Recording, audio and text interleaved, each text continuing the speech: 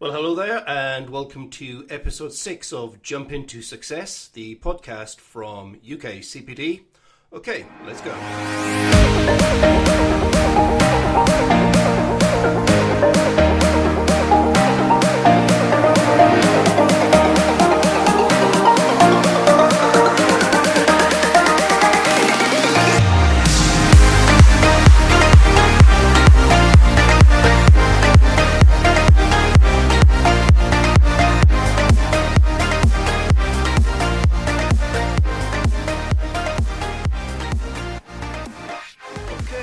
So welcome to episode 6. Now in this episode we have an interview with Karen Faulkner, who heads up the ANLP and is also the editor of the Rapport magazine.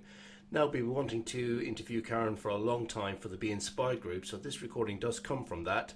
Very, very interesting, I'm sure you'll agree, and be sure to subscribe because I think this is one of the last of our old recordings that we'll be kind of recycling, and we'll have all brand new content for the next few episodes. So enjoy Karen's interview. Well, very special guest, Karen Faulkner. Hello, Karen. Good evening to you. Hi, Tony. How are you? I'm very, very well. I'm boiling. It's so hot in this room with all the lights. Yeah, I was going to say, I've got the windows open here, and we live in a cul-de-sac, so there could be a street party at any moment. Who knows? Fantastic. Celebrating. I know I won't go into politics. We won't get into that. That's for another time. The wrong meeting. That's another meeting. Celebrating a sunny day. All right. So, Karen, tell us a little bit about yourself. I can see here on your description, you're the ANLP International. You're a CEO. I mean, I know you quite well. But for those who kind of have a sense of, yeah, I've heard her name. I've maybe seen it in Rapport, or Tony's mentioned it on a course or something. Tell us a little bit about yourself. Oh, you've really put me on the spot there. I'd have preferred you to introduce me and be embarrassed. Well, who am I? So I'm a mum of 2 and a grandmum of 2. Surely not. Yes, absolutely. And a wife and a daughter and all those sorts of things. And I am an NLP trainer, although I often say, whilst I am an NLP trainer, I do actually use my NLP skills every day, but not actually for training or doing one-to-one coaching, because I run the Association for NLP, which is the professional body for NLP. And if I were to, or if me or any of the team were to do our own coaching or do our own training, then we would be in direct competition with our members, which would be incredibly unethical. Sure. So whilst we are all trained, we do not actually use our skills to be in competition with our members. Great. So yes, I run the Association for NLP, like you say. I'm editor of, I don't know if I'm called editor, publisher of Rapport magazine, which is one of the things we do. We also run the NLP conference, which has changed quite a lot in the last few years and is changing again for next year. So we like to keep on our toes and keep things moving forward into the future, like you were talking about, Tony. That's right. So how did you get involved in NLP? Because I think you've got a kind of business background, as I recall. Yeah, I was I'm still an accountant. I used to train small businesses to be self-empowered and do their own accounts, rather than relying on very expensive qualified accountants. So I think, unbeknownst to me, before I even knew what my life purpose was, I was actually empowering small businesses to be able to stand on their own 2 feet. How did I get into NLP? Completely by accident. I was, isn't that the same for all of us? You and me both. Yeah. Yeah. I was back in the days when they used to do evening classes. I was flicking through the brochure that had come through the door, and there was a 6-week introductory course into neuro-linguistic programming, and that was all it said. And I thought, well, that sounds like it's either about computer programming. I mean, I'd just done a course in C++, so it's going to be about computer programming, or it might be about personal development, which I was into as well. So I just signed up for it, not actually knowing what it was.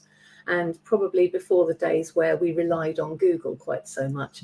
So I just turned up, was pleasantly surprised. And I think one of the things that was said to me was, that they did this course because it's something that's always stuck with them, and where you can do many other courses, and as soon as you get back into the real world, it just all crumbles away, and the reality is very different to what you've learned on a course. Whereas I think with NLP, it just kind of stuck here. Elements of it stuck, and so that was the start. Yeah, that was the start. So it's interesting because I didn't know this, that's how you started actually, because that's how I started, but not going to the course. I used to deliver the course at the local college in evening classes. We started off with a 6 week, then went to 8, then went to 10 weeks, and then I thought, actually, we could do this. And then I quit my corporate job, and the college was born type thing. But I think most people know that story, but I didn't know that about you. So that's interesting that those sort of bite-sized kind of are a way into going, this is interesting stuff. And, well, yeah, I can use this in my work, in myself, help other people. And before you know it, you're an NLP trainer. Yeah. How the hell did that happen? Yeah. So that's how you got interested in NLP. And then to become head of the ANLP, how did that happen? Yeah, that was probably a bit of another accident, really. You were saying about well-formed outcomes. Oh, yes. Sometimes the universe gives it to us, I tell you. Exactly. It smacks you in the face with it. But again, it was part of a plan that I didn't realise. So when I was on my practitioner course, I was the demo subject for well-formed outcomes, would you believe? And my well-formed outcome that they were helping me to formulate was that I wanted to create this space where like-minded professionals could come and gather, because there's a tendency to go on a course and then go back into real life and everything falls by the wayside.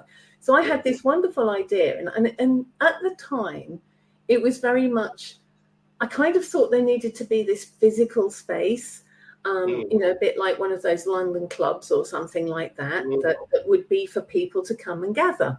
And, so I kind of, that was my goal.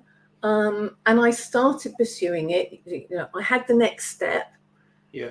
I knew what the destination was, and I had the next step, which I thought was very much more around property and having to find this physical space to hang out in. And I was pursuing that side of things. And then it must have been 3 or 4 years later, my NLP trainer contacted me and said, are you still pursuing this goal? And I said, well, yes, still stuck on the sort of property bit. How am I going to raise enough money for this very expensive property?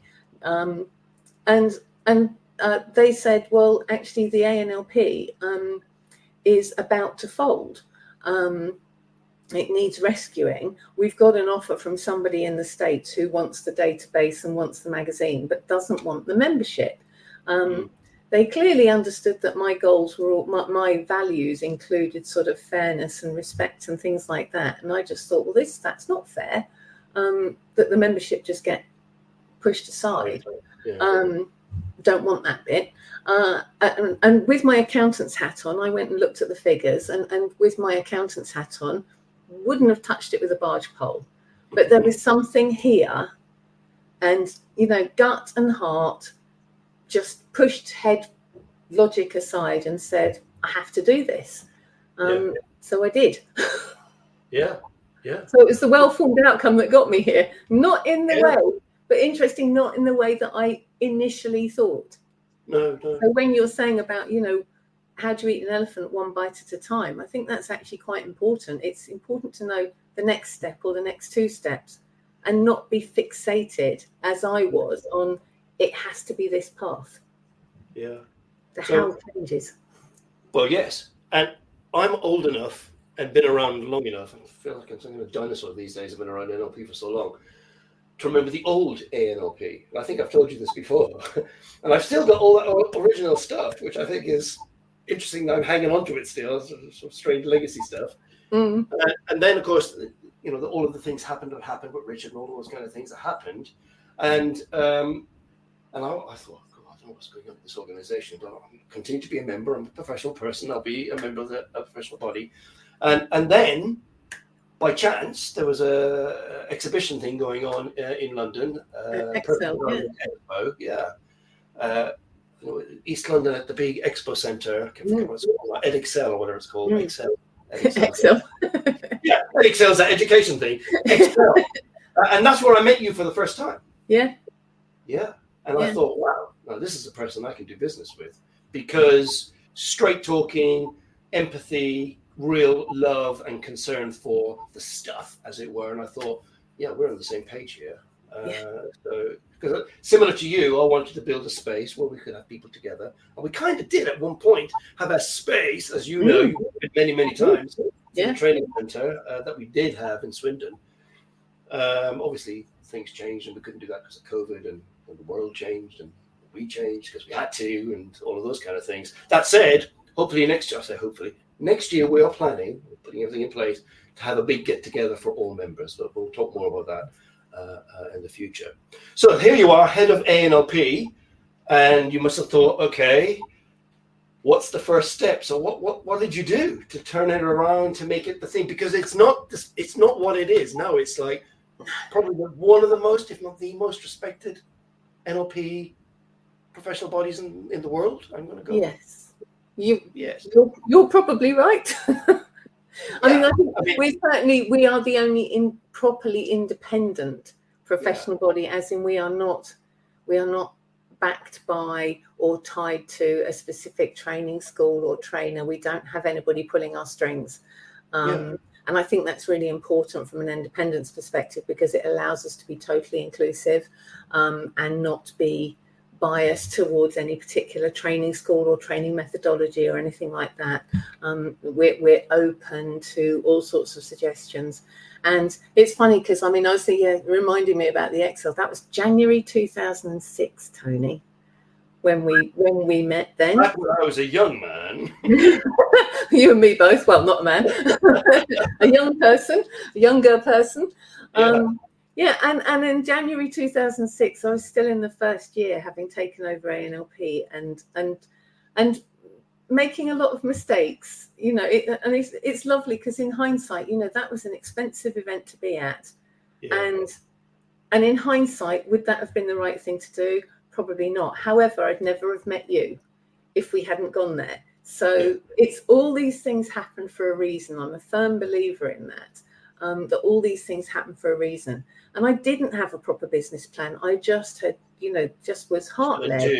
Do it, and started with, what we took over a database that it seemed everybody else had anyway. So it wasn't really sort of special or anything like that. We took over the website that was a one-page website at the time. I remember. That had somebody else's name and face on it because they just utilized it for their own purposes because nothing else was happening. The conference had disappeared and was being run by somebody else. The magazine had all but disappeared and was being run by somebody else. It was like all the things had been dug up out of the garden and gone and being replanted somewhere. And I think it's, all these years later, we pulled back the magazine. We got the website up and running. I put a lot of money into it because at the time I was still being an accounts trainer and clearly earning more than I knew what to do with because I was throwing money into ANLP because I just believed in it passionately. And it was my hobby at the time. I still was working full time, and then there's those touch points, aren't there, in life where it was kind of, it was starting to take off a bit. And then I had a really big accounts client in central London, and they said, we're moving offices and we want you to come and work for us full time. And I had a young child at the time, and it was, I'm not sure I want to start commuting into London. And funnily enough, that was around the same time as 7/7.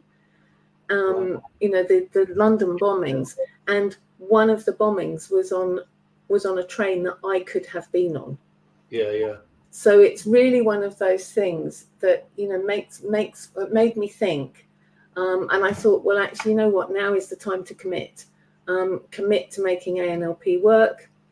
Fingers crossed, jump off a cliff and give up the really lucrative client and just make ANLP work. Yeah.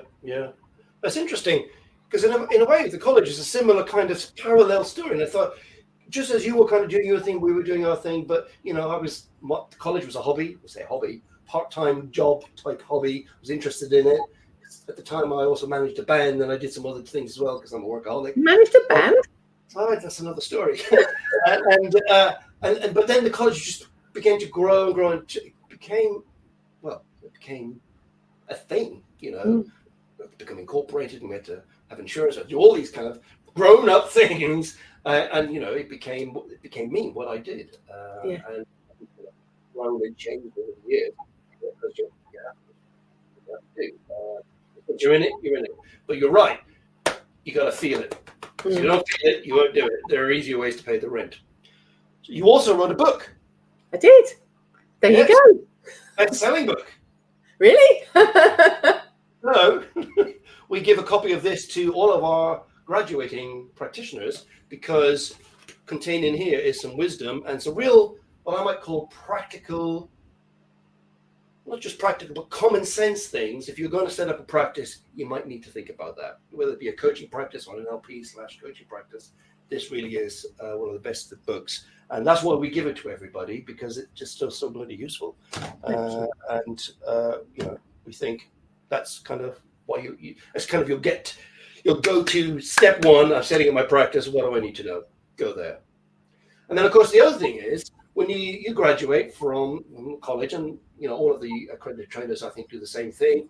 Membership of the ANLP, you update your profile. It gets visited a lot by people looking for practitioners or trainers and coaches. All of these things are listed on the website. Update your profile and your specialisms, all those kind of things. And there's loads of resources that people can download, which is really, really, I think back when I was first joined the ANLP, there wasn't any of that, I can tell you now. Not at all. The photocopy that they sent us up, which is kind of, I suppose that was the world then, and the world now is very, very different. If you tried that now, people go, you must be joking. Yes, exactly. Post? What's post? Yeah, well, there's that too, of course, yeah. Absolutely shocking. So that's where you're at. ANLP is up and running. It's all happening. A lot of things have changed over the years. You mentioned about the conference changing, and I understand why that is. What's next for the ANLP and for you, do you think? Well, becoming a bit older, I think things do change somewhat, and thinking about next steps and everything like that. So yes, we are. I see James, who's one of our lovely members.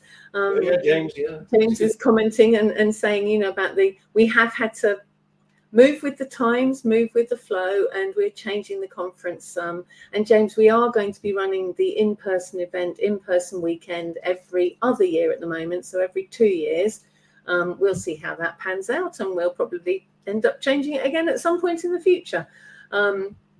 But it's not going to have the masterclass anymore. It's going to be 2 full-on days of presentations happening all day in a couple of streams. So that will be quite exciting.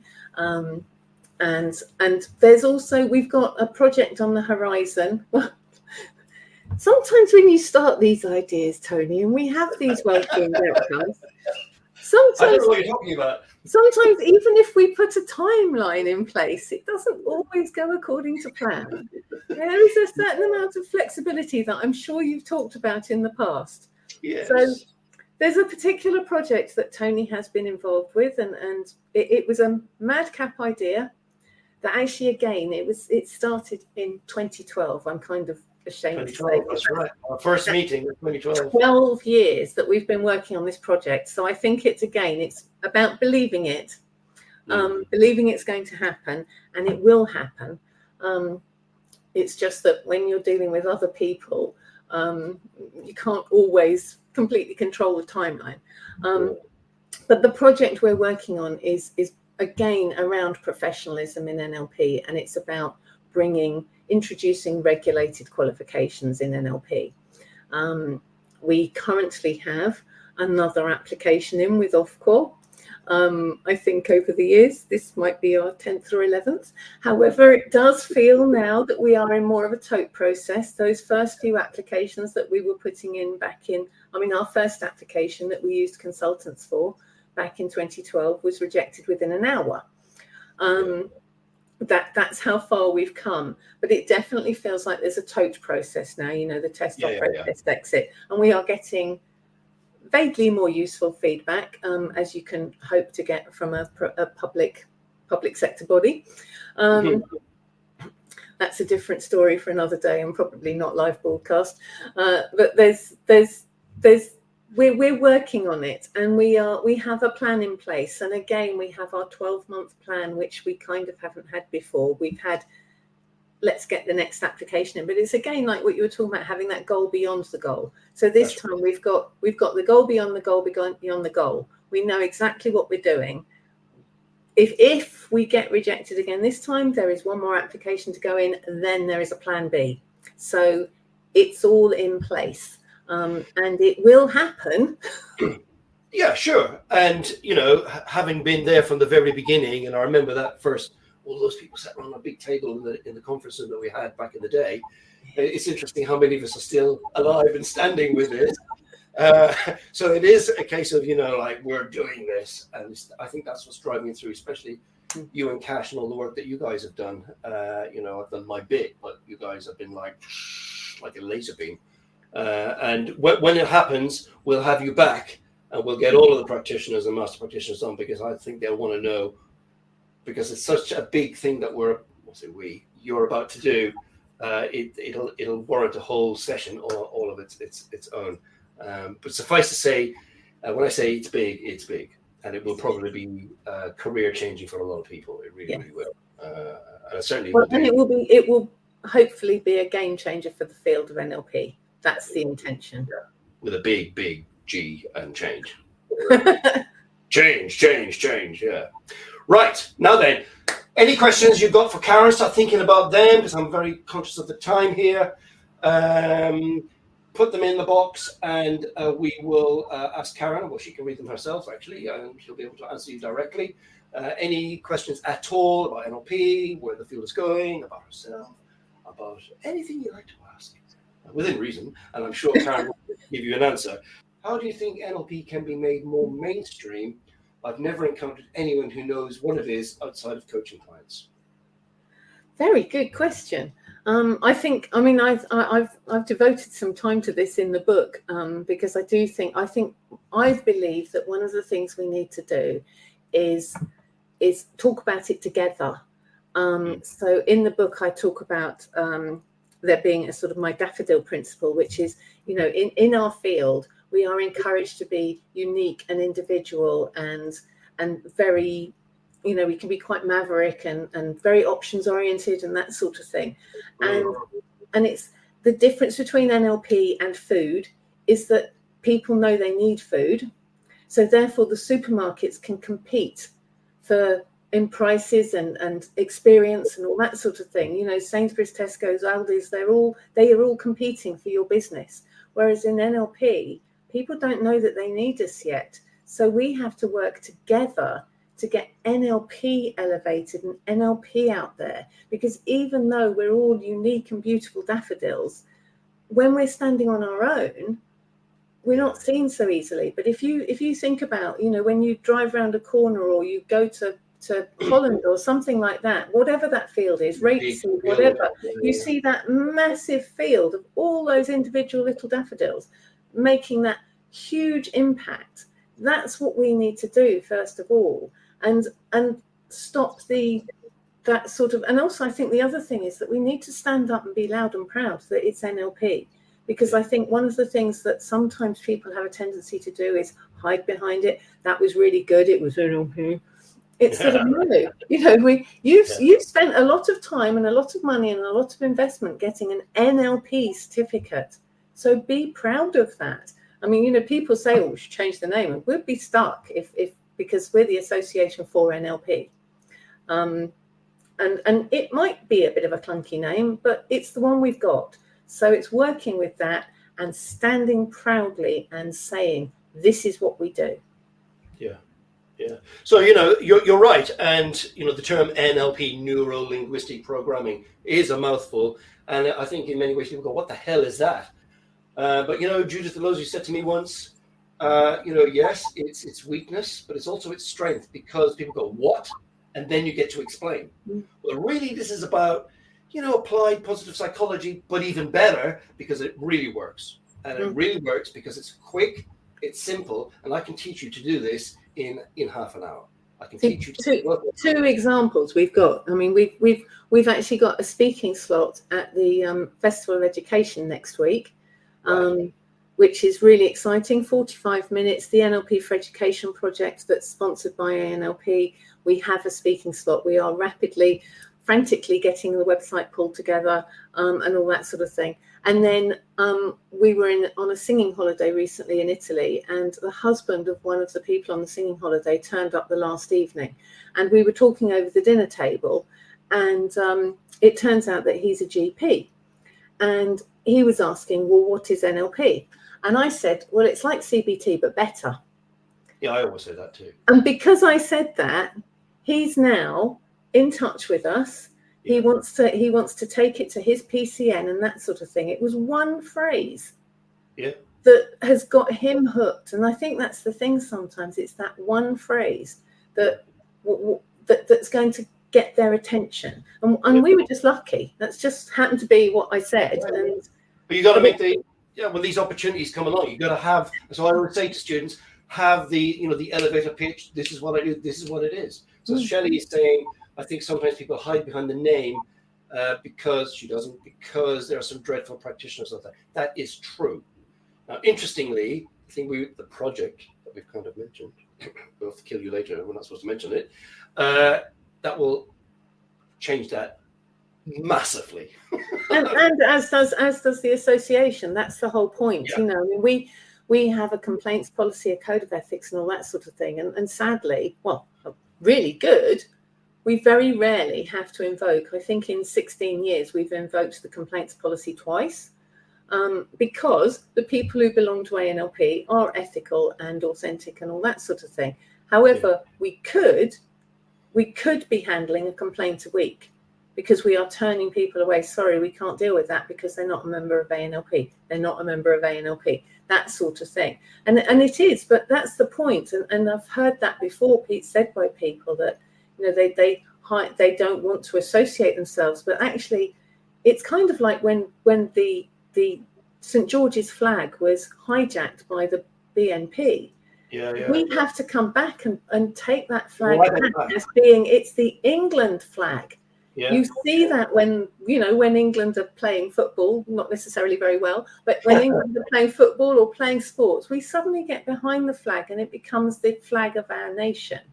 But actually, it's the same with NLP. We have to claim NLP for the good people out there. It's a values thing, and you've got to elevate it up. This is it, and this is the reason why, and this is what we do, and these are the reasons why, and this is what we do, the reasons why, and it's a values thing, and people really, really get it. So Steve's saying, given what you've just said about awareness, are there any plans to expand on the 10 marketing tips help guide on the ANLP website? Perhaps as a new member, there are tools available that he's not aware of. Steve is literally just qualified. I think the expansion of that is the book. The book was based on the 10 tips. So if you get the NLP professional, Steve will have had a copy of that. Steve, there you go. Because I did say so that. If it's currently holding your door open, then maybe read that. Would be because that is the build on that. And yes, there are some things. I think the thing is, there's 3 of us on the team who run ANLP and run the conference and are working on the project. So our focus at the moment is the project and the conference, because that will be the game changer. It will be. And yes, and also, Steve, for things, when you're a member of ANLP, some of those things come out during our community cafes and things like that. So the community cafes and the members clinics. The book's called The NLP Professional. And apparently it's sold out on Amazon, but you can get it on our website, anlp.org. Yes, it's been hard. I was using it as a fan. Steve, get detention. That's shocking. shocking. Try reading it. Don, you would have had a copy as well when you qualified. Have a look around the house. You probably put it somewhere. It's very bright. Yes, it is. It's a purpley pink color. So there you go. Yeah. Good. Okay. Any more questions? Because if not, we're going to wrap up. I'm going to stick within our time, which is my commitment to the group. So while the people are thinking if there's any more questions, Karen, we really, really appreciate you coming along this evening and giving up your evening, because I know you give up lots of your evenings with your cafes and your support group and the trainer stuff that you do, although I don't often come to a lot of these things for obvious reasons because I'm doing this and tutor calls and all the other things I have to do. So we really, really appreciate it. And from me, and on behalf of all of the college members that are practitioners, I want to thank you for all the support you give us. Because, I've often said, without you, professional body, and the ILM as well, and the AC, but, NLP is the real thing in my heart that I have a love for. And I really appreciate all the support that you give us, because it really, really is appreciated. So we've got a few more problems here. Thank you both. Have a wonderful summer. Okay, so there you have it. That's the interview we had with Karen Falconer, who heads up the ANLP. Actually, listening to it again, it is pretty good, and there's a lot of great stuff in there. So I'm really sure that you enjoyed it as well. So be sure to subscribe on whatever channel you listen to us, because the next few episodes now are going to be all brand new content, and we look forward to putting that out. And you take care of yourselves, and hopefully we'll see you on one of our events in the very near future. Till then, take care of yourself. Goodbye for now.